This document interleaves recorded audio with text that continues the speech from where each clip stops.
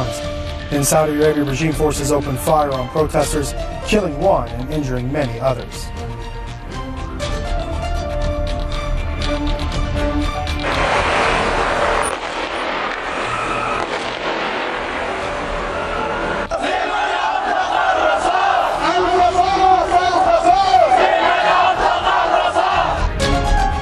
In Yemen, thousands demand the prosecution of Ali Abdullah Saleh as the U.S. hosts him as president. And the Italian premier urges IMF to help Greece avoid what he calls an economic explosion.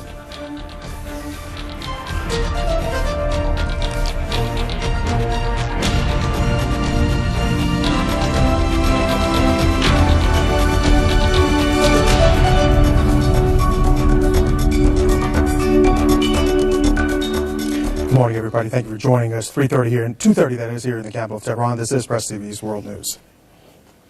Thank you for joining us. Our lead story: Saudi forces have opened fire on anti-regime protesters in the oil-rich eastern province. At least one protester has been killed and over a dozen others injured, some of them seriously. Activists say the situation in the city of Khatif and nearby villages is tense. They say military vehicles have surrounded Khatif. The demonstrators also held an angry march near the home of the killed protester.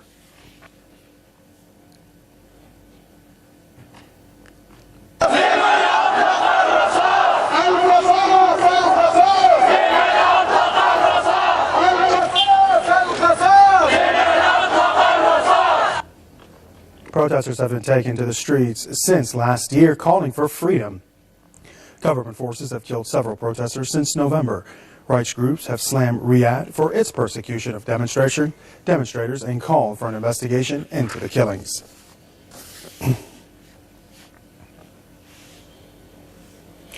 On to Yemen now. Thousands of people in the capital, Sana'a, and elsewhere have taken to the streets calling on embattled ruler Ali Abdullah Saleh to not return from the United States.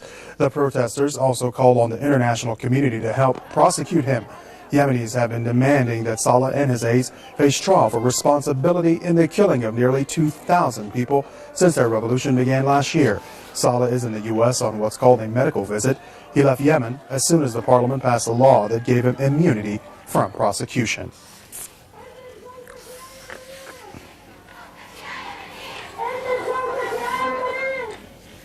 For more on Yemen, we're going to switch over to the phones where we have our correspondent Youssef Mauri on the line with us. Youssef, the people still demanding the persecution of Ali Abdullah Saleh while he is in the U.S. What's going on with that? Yes, well, again, there's been mixed reactions about the return of Ali Abdullah Saleh. Some Yemenis have called on Ali Abdullah Saleh not to come back to the country, mostly opposition members. However, people that have called on Ali Abdullah Saleh to come back so that he can be brought to justice for the war crimes which have been committed on hundreds of Yemenis throughout the revolution. We are now about 11 days away from presidential elections, and the country still is their division. Yet many youth protesters, along with the Houthi group and partners in Asian affairs, have called for a boycott to the upcoming presidential elections. Many Yemenis actually view this upcoming presidential election as a form plot to sabotage the youth revolution and to only secure Western interests. So the youth protesters tomorrow will take to the streets after Friday prayers to call for the continuation of the revolution, to call for the prosecution of all those involved in the killing of innocent protesters. And we have to wait and see if these presidential elections will bring about any change. However, the protesters say they will remain in the Liberation Square to all the way of the revolution on Mecca. They have also stated that they will not accept any vendors of Ali Abdullah Saleh to remain in power. And the most likely candidate who will become president is Ahmed bin Mansur Hadi, who is the vice president, Ali Abdullah Saleh. Something the protesters have stated many times they will not accept. And Youssef, the Yemenis are preparing for a one-candidate presidency polls. How do the people feel toward this situation? Well, these protesters have deemed these upcoming presidential elections as undemocratic. It's being called elections. However, Ahmed bin Mansur Hadi is the one who's going to become the president. So they feel like, the protesters feel that they have no choice of who will be the next leader after the 23rd of February. They basically they feel that they're being forced to follow these political games which are being proceeded by opposition groups and the regime of Anibal al-Saleh. And this is why these protesters have remained firm and staying in the Liberation Square. And they say they will continue with their anti-regime demonstration until they meet their revolutionary demands. Most protesters have condemned the opposition party who signed the peace initiative which guaranteed Al-Nizam and immunity from prosecution and called for elections to take place. They have referred to them as part of Anibal al-Saleh's regime and a part of the U.S. Saudi plot to sabotage the youth revolution. So the youth protesters have rejected the upcoming presidential elections because Abdel Mansur Hadi will be the only candidate who will become president, and according to them, this is undemocratic and uncivilized. Very well, thanks for that. Yusuf Mauri joining us from Sana'a. Well, ladies and gentlemen, continue with World News. Reports say British forces are providing logistics support to armed gangs in the Syrian city of Homs. This is according to Debka-File, which is widely believed to have close links with the Israeli intelligence services. The website is referred to the British forces as the first foreign troops in Syria. It's revealed that British soldiers are managing the smuggling of weapons and directing fighting tactics for the armed groups in Homs. Britain's Overseas Intelligence Service, MI6, has also set up 4 bases in Homs to facilitate Turkey's secret military operations in Syria. Meanwhile, Russia says it's closely monitoring the situation in Syria. Russia's Deputy Defense Minister Anatoly Anatov says his country's specialists have been deployed at various military sites in the region.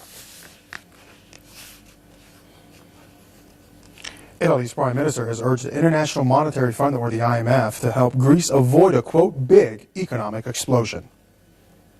Can the United States? But it is my understanding that many of us in Europe, including the member states which traditionally are on the side of caution and of discipline, believe that this is the moment to consider that if there is a minimum of compliance with the requirements set out, this is a moment to turn the page and to extinguish this potential Greek explosion. President Obama. Speaking in Washington, Mario Monti denied that Greece's economic crisis shows the euro's weakness. Monti also met with U.S. President Barack Obama in Washington to discuss the eurozone crisis. The IMF and Athens are holding talks to finalize the details of a new rescue package following an agreement among Greek political leaders. Athens is considering more tough austerity and reform measures as the price of a new international bailout. Greece has been hit by mass protests against austerity measures already implemented in exchange for previous bailouts. Well, continuing with Greece, as a Conservative party in the coalition government has defended a deal on new austerity measures.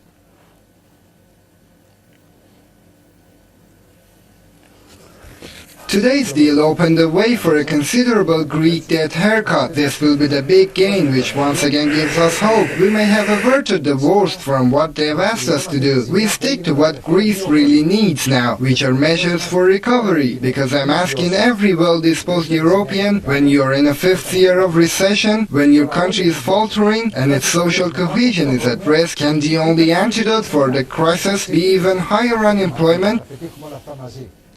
Samaras made a remark in a televised address to the nation on Thursday. His defense of a new austerity measure came amid street protests against the deal. He also called for elections resulting in a new cabinet replacing the current 3-party coalition government. Samaras is pitched to be elected as the next leader of Greece in the early legislative elections coming in April. Well, for more on the Eurozone crisis in Greece, we're joined by Ian Williams, that is, with Foreign Policy in Focus. He's on the phone with us, joining us from New York. Mr. Williams, thank you for joining us on World News. How big is the impact of Greece to the Eurozone? It's all a question of sort of morale.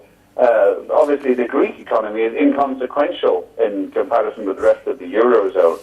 But the European leadership has been so bad in its responses and the euro, the European Central Bank, is not designed to deal with that. And most of the point is because of German recalcitrance, it's not capable of changing at the moment. So it really is an unfortunate situation. In fact, Mario Monti was actually making a lot more sense than most people when he pointed out that rigid adherence to fiscal austerity will actually make things worse by reducing the growth of the economy and thereby the tax base. And in this, he's in some way echoing an article this week in the New York Review of Books by George Soros, who knows about currency since he destabilized the pound. And he is saying pretty much the same thing, that the fiscal austerity programs that are being recommended by the IMF and the European Central Bank and the Germans are totally ineffectual and counterproductive. If this crisis doesn't destroy the euro, it should actually pull it together in the sense of people working out that there must be more changes in the European currency union in the future to make it more flexible and to make it possible for countries to reflect their different economies within the system. Well, Mr. Williams, many analysts say Greece will receive the bailout, the 130 billion euros. However, they will never be able to repay it within any kind of period of time, and the country will become a monopoly, the giants of both Germany and France. What is your thoughts on that? Well, I don't think the Greek people are going to allow that. Most of the Greek people did not benefit from this money. It was an inbuilt fault of the system. Many people think that Greece shouldn't have been allowed in the European Union anyway. Out of all of the countries involved, it's cheated on all of its obligations, not just the monetary ones. It's taken money and misspent it. It's taken agricultural grants, and there's been massive corruption there. But the people who did all of this were the ones who, you might remember, hid all of this in the budget. And this crisis began when the Greek socialists were re-elected and discovered that and made public that the previous government had in effect cooked the books and had lied about how much was owed. And, good luck to them for their honesty, but that's what really precipitated this crisis. As long as nobody knew, nobody cared, and there wasn't a crisis. As soon as it was revealed, then all of these people who bought euro bonds or different governments began to get worried. And the European Central Bank treats government bonds as currency. It doesn't need collateral. It hasn't needed collateral for them. They're assumed to be as good as gold, literally. And now we're finding out, of course, that that's not the case. In the meantime, the European Central Bank is lending money to private bankers at a ridiculously low interest rate so they can buy these bonds and make a lot of money on the interest rate, on arbitrage. So you really have an unsustainable position, mostly down to this fetish that the IMF fetishes about the government spending being necessarily bad, and but government bonds are sacred. Very well, thank you for that. Ian Williams, Foreign Policy in Focus, joining us from New York, giving us his perspective on the Eurozone crisis. Now, moving with the rest of world news, Romania's new Prime Minister, Mihai Răzvan Ungureanu, has won Parliament's approval of the formation of a new cabinet. Cel mai important lucru. The most important thing for Romania is for you to succeed, so I will not hesitate to give as much help as I can, as president, to the government of Ungureanu. Sprijinul pe care îl pot acorda în calitate de președinte. 43-year-old Ungureanu has reshuffled the cabinet. Meanwhile, the ruling coalition remains in the 463-seat parliament. The new government offers little political change, but might ease some austerity measures as an election nears. On Sunday, Emil Bach resigned as premier following weeks of protests against an IMF-approved regime of spending cuts and tax increases. Romania has been hit by its worst protests in more than a decade. The demonstrations have repeatedly led to violent clashes between protesters and police. Cel mai important lucru